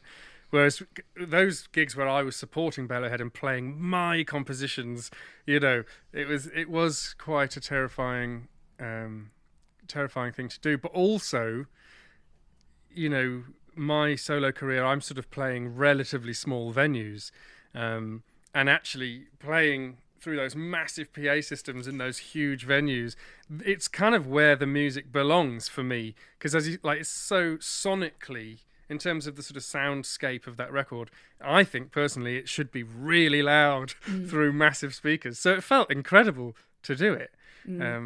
But also that kind of like, is this any good? Have I written a pile of shit? Like, is this actually any good or not? Or, you know, so there was that kind of self-doubt thing kicking in of, oh my God, I'm playing my music in front of 38,000 people. Very vulnerable. And to put yourself out there, to put your work out there is fine. Like you say, when you're creating it, I'm going to make it where I want it to be. I'm in a field watching the Killers in 2004. But then to do that in your room during a lockdown, but then to put it out there at the Albert Hall. Yeah, it's quite a different kettle of fish, isn't it? It is very different, yeah. And I think the Bellowhead audience was the best audience to play that too. I mean, the folk audience, if such a thing exists, you know, it's Escape That has been a strange album because people have no idea what it is. They don't understand it. They think I'm trying to make an album of trad music. And I've had some very odd messages from people sort of saying, Unearth Repeat was really great, but what on earth have you done? What have you done? This is a very strange record, which is great, you know, like totally brilliant, and that's kind of what it's for. And part of the Escape That was like, I don't want to. The folk scene is a very strange and judgmental place. I'm gonna throw that off. I'm gonna take off my jumper, which is like the album cover is me taking my jumper off. I was going to ask where that came from. It was kind of my partner's idea, really. I really didn't want my face on the album cover because just didn't want it. So how can I disguise my face? And also, what is the folk scene? The folk scene is woolly jumpers and this finger in the ear. It's like, well, I'm going to take off the woolly jumper, sack it off. And it's not this album's not fitting a formula, like you say. That it's not following a set path. It's completely what you want it to be. Yeah. You have completely created your own sound, and there is the folk influence of it, of course. Yeah. But a lot of the time, folk music is an existing tune that is then arranged, and I kind of I don't think I was really aware of that. So when I first listened to Bellowhead, and I thought that obviously arranged completely for Bellowhead, and they're all original arrangements, but a lot of the tunes exist already somewhere in the some distant past sometimes. Yeah. How do you go about kind of making that music your own? And for example, a Bellowhead arrangement would be entirely different to a Leveret arrangement. And Leveret is your 3-piece band, isn't it? Which is a very different and entirely beautiful thing. Yeah. But such a different sound. Yeah. How does that work with traditional music? I mean, essentially, it's all this traditional music is there. It's raw material. It's like a treasure chest for us to open and find. But like when you find a traditional tune, as you say, it will literally be the melody. There'll be no chords. There'll be nothing to do with like articulation or dynamics or anything. So it's just a raw material. With Leveret, it's about taking that raw material and the three of us sitting down and just playing with it to create something new every single night. And I guess we have quite a tight musical relationship, so we can do it in real time in front of an audience. It's amazing. It's not improvisation as such, but it is in the sense that the arrangement is improvised. But actually, they're just 32-bar tunes, 2 A parts, 2 B parts, repeat, 2 A parts, 2 B parts. But you just have to take the listener on a journey with it. So that's a spontaneous thing. With Bellowhead, you know, I'm sort of thinking a song off the first album called Fire Marengo, which is a sea shanty. Now that exists as a unison sea shanty song, And I'm guessing that John Boden was like, wicked. Well, let's try a bit of a funk kind of groove. And then at the end, we'll break down into sort of a disco groove at the end. And it's like, how can you shoehorn that with that? And I use the word pastiche in a very positive way. But a lot of Bellowhead is that, isn't it? It's like, here's a funk and a disco groove, and we're going to just put folk music there and see how it sits. How does it work with the different instruments, different parts? Is it like the brass section go away and go, right, we'll try this? Or do you all get into a room and kind of jam? Or I just find it fascinating.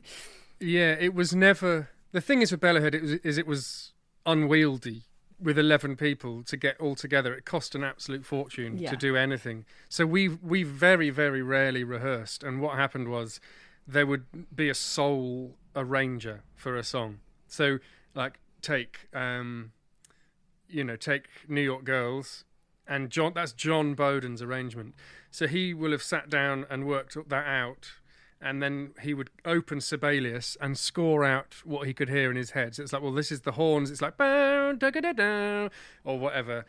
And we would get to a rehearsal for a day or two to rehearse a whole album, and he'd be like, here's your part. And then so we'd be reading it, which for me is odd because I never read music ever. And you're sort of going, okay, well, wicked, I've got that bit, and this bit doesn't quite work, I'm going to play it like this. But that's how it worked. So there'd be a sole arranger who had the initial idea and scored it out for everybody. And inevitably, some of those tunes, then we would leave the parts behind a little bit and they would evolve into what we wanted them to be. But, I mean, they did come from either John or Pete. I did a couple, Benji did a couple. So they come from one person originally, and then it sort of opened up to the band to see what it becomes. Yeah, I think it's this idea of collaboration, and I just think it's a really lovely thing. I mean, and going back to your comment about folk being kind of stuff, the folk scene, do you really think that? I mean, or do you think things are, I don't know, changing? Because that's probably not my experience of it, but then I'm still quite new to the whole thing. I think the folk scene is a very strange... It's a thing that I feel very much not a part of. Okay. And I don't know if I ever really have felt that much of a part of it, because whilst I've been gigging in it, I've never sort of felt like I share the same values as a lot of people who exist within the scene. So I don't listen to any folk music at home, really. Certainly none... or very little from here. If I do listen to folk music, it's likely to be either from America or from kind of Scandinavia, the Nordic countries. Because for me, there's something more relatable musically for me.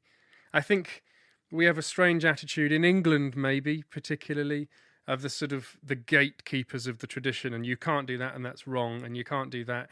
And actually, for me, it just feels like, if music is a language, and all this stuff is just raw material, surely it's better to let people discover it and then use it as a means to make meaningful communication with each other, as opposed to the sort of, well, you can't sing that in here, and you can't play like that here because that's not a acceptable ornament to put there, or...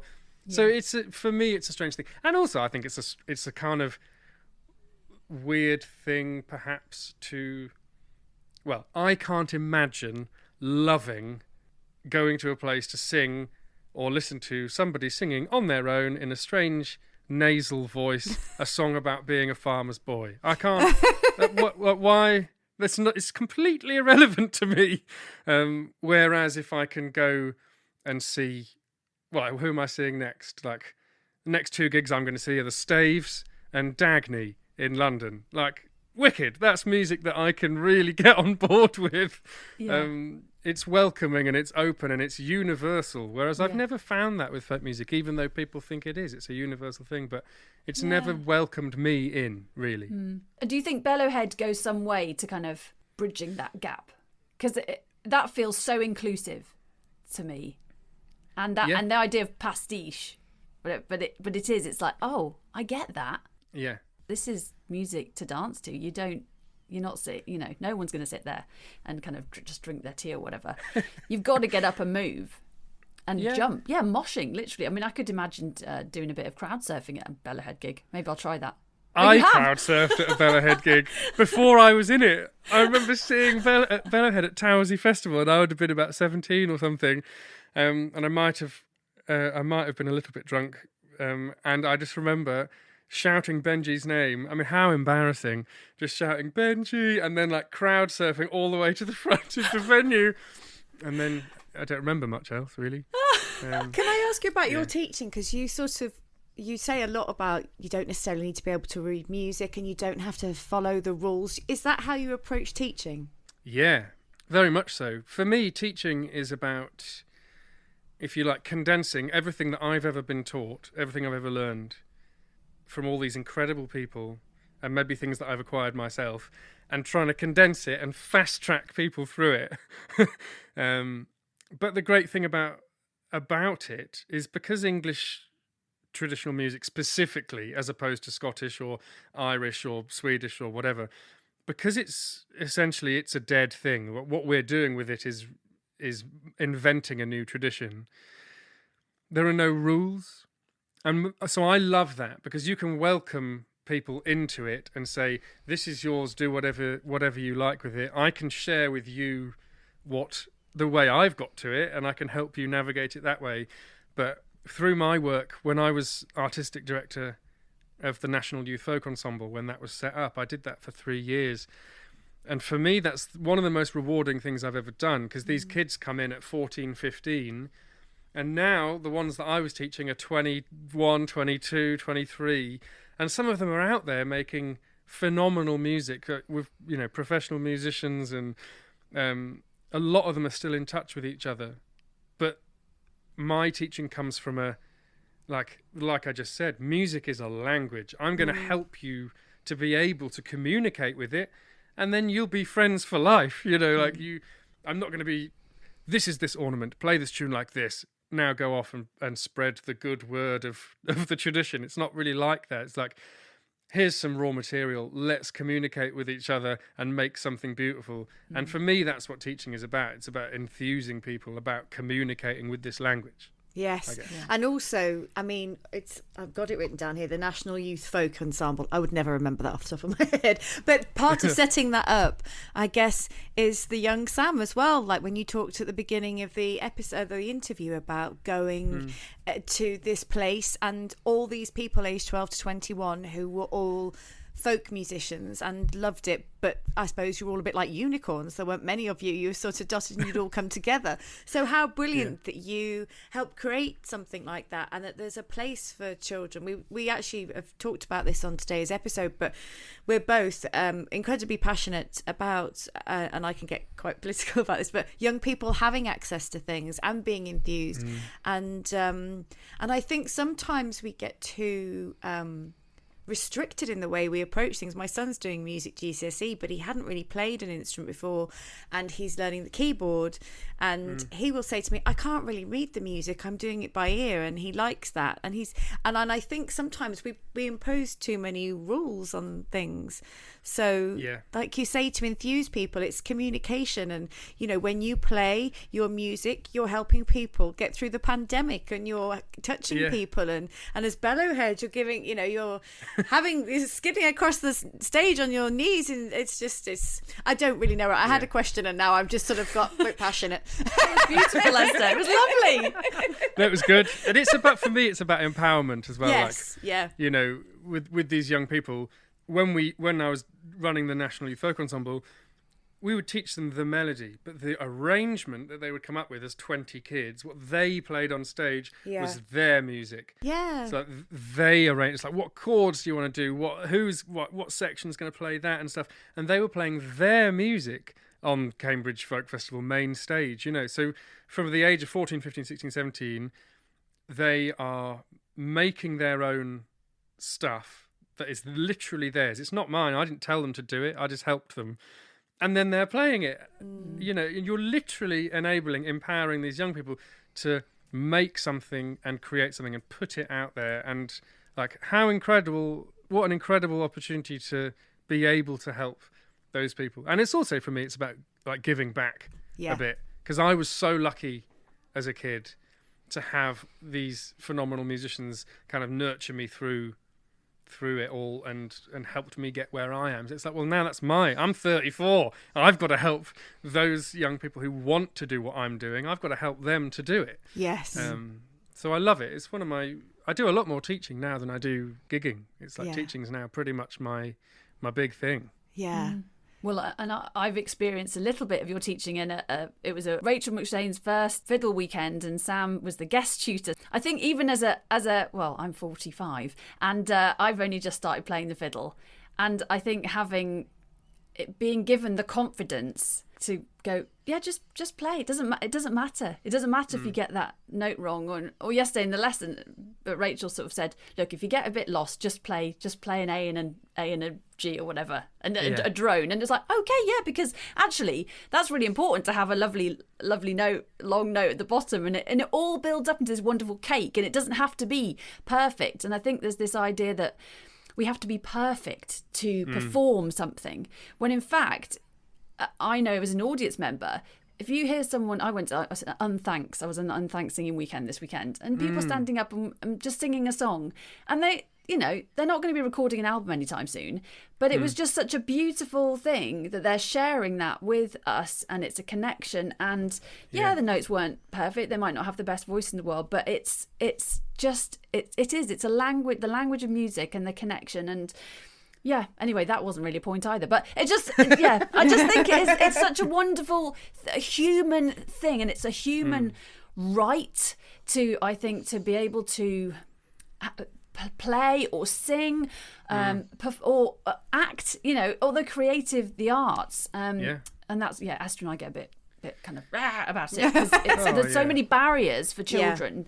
And like you say, you're 45, and why shouldn't you learn to play the fiddle now? And I'm just looked at the clock, and I'm very conscious it's 11:31 and we're supposed to finish with you. I could talk for literally hours. We have got some quick fire questions, and also I'd really love it if you would play a little tiny bit for us, if you didn't mind. We'll be super only quick. And have you got time? To? I am. All I've got to do today is go to Pets at Home. So. That's my kind of day. Oh, you've got a dog, haven't you? We'll talk about that in a minute. Right, but not on here. But because anyway, go on. So Phil Kane has asked, when and if will Bellowhead be back for good? Like the Take That song. Want you back, want you back, want Bellowhead back for good. There you go. Very nice, very nice. When will Bellowhead be back for good? That's a very difficult question to answer. We did the reunion tour in 2022, and we loved it, and people loved it, and it was the best month ever. So we're doing it again this November because it was extraordinary and amazing. Back for good. Will you do another album, do you think? I can't see it happening yet, but never say never. We didn't plan on getting back together in 2022. There are certainly no plans to come back for good, and there's certainly no plans to make an album. But who knows? Who knows? So that's a really non-committal and rubbish answer. I'm very, very sorry. But thank you for the question, Phil. Absolutely. Wendy Reed said, you've played with Spyro, Martin Carthy, Emma Reed. Any more musical heroes you'd like to team up with? Ooh. Oh my goodness me. Playing one gig with Spyro they're my favourite band in the world. No one really knows who they are. But I got to play one gig with them, and that was very much a lifetime highlight for me. If I could play with anybody, who would it be? How about this? I don't know if this is an okay answer. One of my all-time favourite bands in the entire world is Arcade Fire, and I've seen them 4 or 5 times, and very frequently they tour with a fiddle player. So if I could be that fiddle player for one world tour, that'd be great. Let's just put that out there. We'll tag them in. I'll do a little clip. I'll do a little clip of that. We'll just keep sending it to them. Wendy also asked another question. She said, how's the Blink covers project going? Any chance we'll hear it anywhere this summer? Absolutely not. However, one of my Facebook Marketplace purchases was the Tom DeLonge signature Stratocaster. Very nice. I mean, I can't. Have I made this public yet?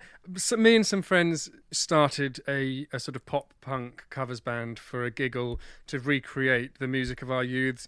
I suppose if you, it's the dad rock, the dad band equivalent of now, isn't it? I mean, that's terrifying to think that none of us actually have kids, but we're playing music from 20-something years ago. So we just have this band that plays Blink-182 and Newfound Glory and Sum 41 and Jimmy Eat World, which really that's my soul music. There's no plans to ever make that public. That's just for our enjoyment. But if we ever do a gig, I will not be talking about it in public. I've got a question from my husband, Joel, who's also been taught by you. You've sort of talked about this, but he said, I've been asked to remix a friend's band's recording. Have you got any suggestions about how to approach reworking an existing piece of music? And it's quite it's very rocky, like kind of almost metal, I would go so far. And he wants to make kind of dance remix. Yeah. Any top tip for Joel? Wow, on remixing a track. I think for me, where it goes wrong is where people try to fuse two very distinct things together, and they just end up like two magnets, like repelling against each other. And it doesn't work. And people frequently do that with folk music in like fusion projects. You'll sort of get a bunch of folk musicians and then a bunch of, I don't know, dance music people, and they just literally just go boof, and it doesn't really work. And you have to find like where's the common ground between the two things, and then they start to. You have to, So finding the common ground, I think, for me, is the success to any kind of reworking or fusion or anything like that. That's nice. Sort of project. Otherwise, it can just be like, what? That's good. What is that? Yeah. That's really good. I've got one from Luke Walters, who said you won the BBC Radio 2 Folk Musician of the Year. How did that feel? Lovely. Absolutely lovely. It was a thing. I was nominated for it 3 times, I think. And then I finally won in 2015 when the First World War project happened. And the Folk Awards were in Cardiff that year. And that was a time when I was playing in 6 bands, I think. Which is, I guess, why I was nominated, because I was just consistently on the road with various different lineups. But I remember it very vividly, because there we were in the awards ceremony, and then John Kirkpatrick, who's a very, very famous accordion melodeon player in the English scene, and he came on stage, and I thought, oh, bollocks, it's not me, because I'm not an accordion player, and one of the other nominees was. I was like, oh, never mind, 3rd time unlucky. And then when he read out my name, I was just completely, totally, it was extraordinary. So then I remember running onto the stage and just giving John Kirkpatrick this massive hug. And then we went backstage for our official photograph. And Nessa from Gavin and Stacey was Ruth there. Jones. Ruth Jones was presenting because the awards were in Cardiff. So I got a cuddle with her, and she said something extremely rude to me, which I can't repeat on here probably. Oh, brilliant. She was so lovely to me. What a lovely, lovely human being. Can I ask, did she say something about having a fiddle? Close. I'd say it was worse. It was a little bit worse than that. We'll leave that to our filthy imaginations. Exactly. I've got a question for Beatrice. Hello, Sam. I'm Beatrice and I'm 9 years old and I play the violin. I love Bellowhead and I was just wondering, when can I join the band? I guess, what are we talking? I mean, there will come a time, I suppose, when the members of Bellowhead just can't jump up and down any longer. So maybe if there's some sort of Bellowhead Academy gets set up, and then I guess I don't want to put a time limit on it, but then we could just have, it was like S Club Juniors happened, didn't it? Bellowhead So Juniors. Bellowhead Juniors. It just makes sense, doesn't it? I mean, she would be over the moon. And she also asked an actual kind of proper question. I find it hard if I'm playing one piece, then I start another piece. If they're in different key signatures, then I find it hard to keep my fingers in the right place. So if I've been playing in a B flat major, then I keep my finger behind normal B if I was trying to do G flat major. Have you got any advice to help me with this? The thing is, right, is so when we learn, we're learning almost entirely in like G major, D major, maybe C major, okay? So the 3 keys that involve the common shapes, right? But actually, and this is something that my mate Rob said, Rob Harbour, who plays the English concertina, we only think they're easy keys because we play in them all the time. There's actually no key that is any harder than any other. Just because it involves putting your first finger back to a E flat and a B flat, or you've got 4th finger, E flats, A flats, whatever, doesn't mean it's any harder. You're just not doing it as often, and you're less used to playing in those keys. So what I would say is, if you can get a tune, like a really simple tune, I don't know, can't think of one, Davy Knick Knack, or one of those sort of like pretty straightforward, this is one of my first tunes, and then learn it in G and D and C and then F, because you've got a B flat in it, and then learn it in B flat major and then E flat major, and just learn it in 7 keys. And you will suddenly be like, cool, I can transpose like that, no bother. It's just about becoming fluent in different keys. Like, you're just not fluent in the flat keys yet, but they're no harder, really. You just got to practice them more, and then you're away. You're fine. That's brilliant. That'll really inspire her as well. And then one final question, which is from Jane Rodway, who says, what is your number 1 choice would you save from the Waves Desert Island discs, and why? So it's a track, not an album, is it? Well, or an album. We'll let you have an album. Maybe I'll say both then. If it's a track, this is going to mean it's going to dictate what album it's on. Track is called We Will Be Absorbed by Spyro. It's a track that I talked about on Add to Playlist on Radio 4 a few months ago.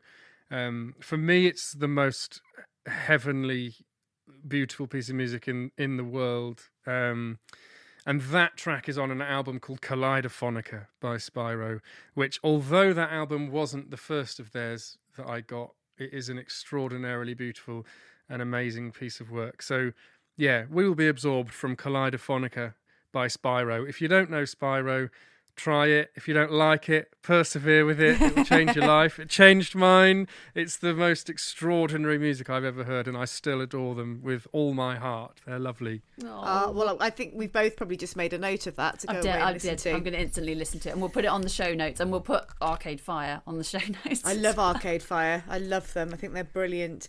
Thank you so much. We are obviously going to ask you to play a little something, but thank you so much for giving us your time and talking to us. It's been a delight to talk to you, and just to hear about all the amazing things you've done, and to hear about your passion for music.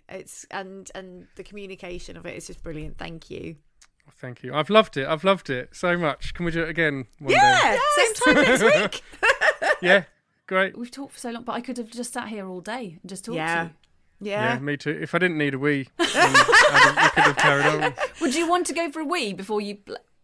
No, it'll give me a sense of urgency. Yeah. Thank you. I'll get my fiddle, shall I? Yeah. Yes, please. Thank you very much. Exciting. Really exciting.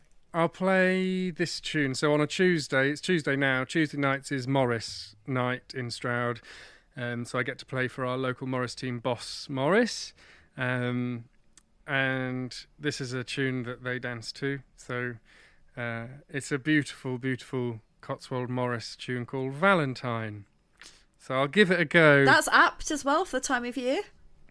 Oh, I planned it. Definitely. I might move the mic as well a little bit, see if it's I feel like we are on Radio 2 or something now, so we can say. So this is Sam Sweeney playing Valentine. Take it away, Sam. I should take it away. Oh, that was beautiful. Do you know the worst thing happened? This is a very short story. During the pandemic, I was on In Tune on Radio 3, and the music, because all the presenters were at home, recording from home, all the music had to be pre-recorded.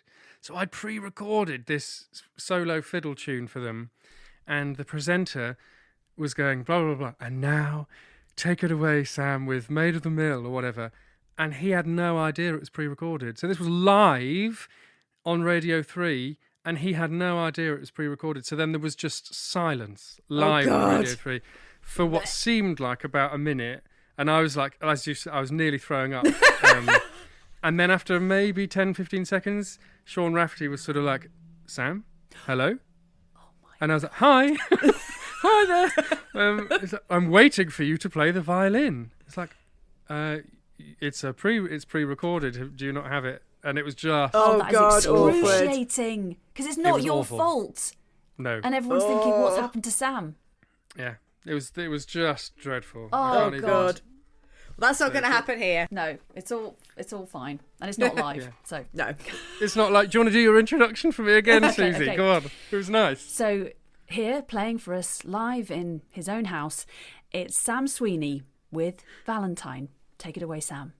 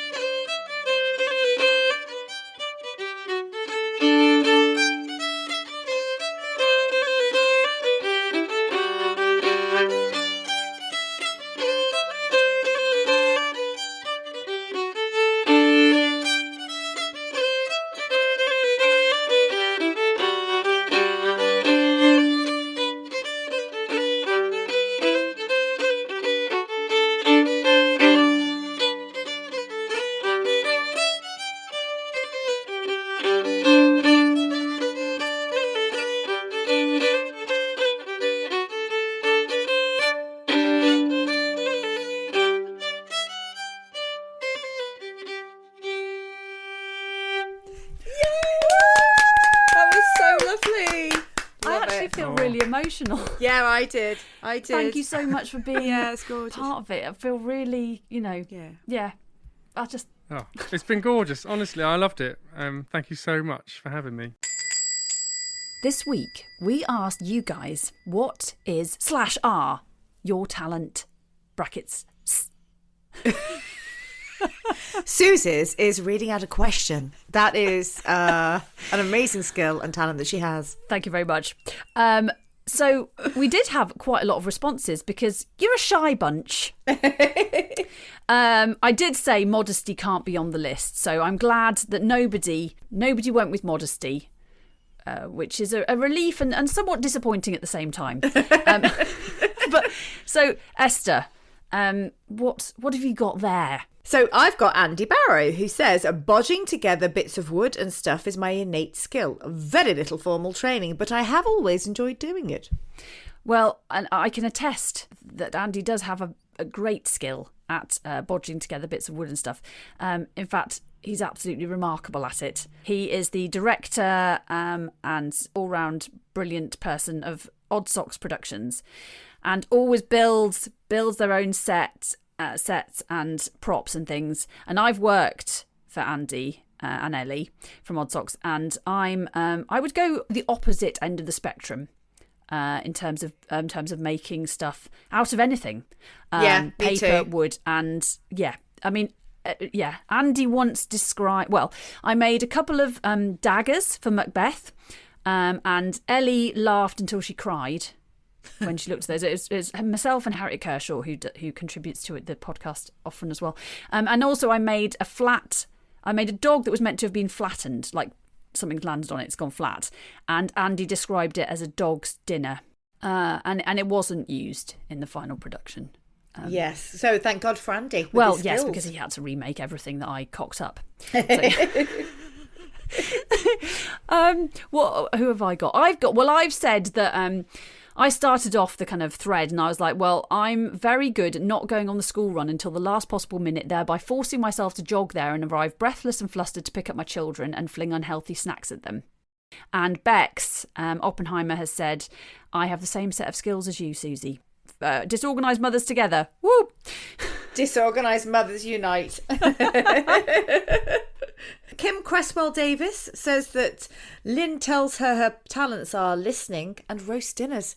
I mean, they sound like bloody brilliant talents to me, Kim. Perfect. Have a roast dinner with Kim and tell her your woes, and it'll be delicious, and she'll be listening. How fabulous. I love that one.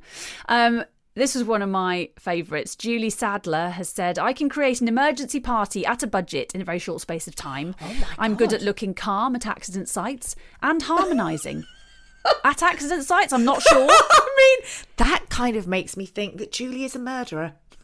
She's not a murderer. I'm good looking calm at accident sites. She's definitely not. Oh, I see what you mean. I don't look What a suspicious terrible at all. accident. I like the idea that she's harmonising with maybe the ambulance. Yes. Nino, Nino, Nino, Yes. Yeah. No, she will be very calm and wonderful, and she's really good at writing press releases and reading bedtime stories. But she says she's rarely asked to do any of the above, so they're her secret talents to pull out in emergencies. She sounds brilliant. Catherine Moore says, I do a pretty good guinea pig impression, while the ones at the animalarium came out and squeaked at me, and I make pretty good cakes. Well, I mean, Face. I need to hear the guinea pigs. And strangely, Liz Stafford said she's good at singing, which she is. She's a trained singer. But I also do a goat impression, so convincing that real goats come when I call. Wow. And she's asked for a job on the Archers. I mean, Liz, you just need to record that and we'll get you in. I don't know who keeps goats in the Archers, actually, but I think Tracy Horrobin should get a couple. I think that I'm going to suggest that. Tracy's goats, played by Liz Stafford. And we shall have some guinea pigs as well. And Catherine can get involved. Thermal Satsuma, aka Neil, said, I always wanted to know how to use a sword properly since reading Lord of the Rings as a kid. I started studying historical European martial arts about 20 years ago, studying rapier, sabre and cutlass. I then found a local group for Aido, which is the Japanese art of drawing the sword, cutting and safely returning it to the scabbard. I'm now a 4th Dan and teach a regular class. I mean, that sounds far too highbrow for me, Neil. It sounds very difficult and very impressive. Yes. Ellie Mackenzie has said, I seem to have an absolutely natural talent at tiddlywinks. And she says, modestly, I never practice and have never been coached. Oh my God, it's just a God-given gift. It's divine intervention. It is. Yes. I'm kind of intimidated by that. Yeah. Really. And you have that innate confidence when you're just good at something like that. You just know it will always go right. And then it just does. Just does. The tiddlywink just lands in the right place. That's quite a gift. It is quite a gift. And Lucy Greenwood says she doesn't know what her gifts are right now. Her talents are right now, except from surviving on little sleep due to work. She only had 3 hours last night. Oh dear. Oh, well done. That is a skill in itself. It's hard when you're sleep deprived. Yeah, and she is a very good runner. She didn't put that down, but I know that for a fact. She's run the marathon. Oh, wow. Probably, I think, twice. Wow. Which is just impressive, isn't it? It is, and mad. Yes, I love it. Talent and insanity Talent combined. That'll be the lack of sleep that caused her to run it twice. Thank you so much for sending in your responses and telling us about your talents. It's lovely to hear, because basically we're very nosy people. Well, inquisitive. We'll term it as inquisitive. That's your talent. Yes, nosiness. Yeah. Thank you, guys. Thank you. You have been listening to Limited Time Only. Thank you so much to the super talented Sam Sweeney for talking to us. We literally could have sat here all day chatting to him. It was just fantastic. And how wonderful to hear some live music played so beautifully. Thank you, Sam. God, it was gorgeous, wasn't it? I loved hearing him play the fiddle. And thank you to all of you for listening and for supporting us. And thank you to our patrons over on Patreon for supporting us. Head over there if you feel that you can support us and subscribe. We've got more fantastic guests coming up this season, and we'll be coming to you for your questions for them and starting some more conversations on social media. So please do get involved. It's so brilliant to hear from you. All that's left to say is have a lovely fortnight, and we'll see you in 2 weeks. Whoop whoop. Let's get Sam to play us out. Oh, yeah. Play it again, Sam. I've always wanted to say that.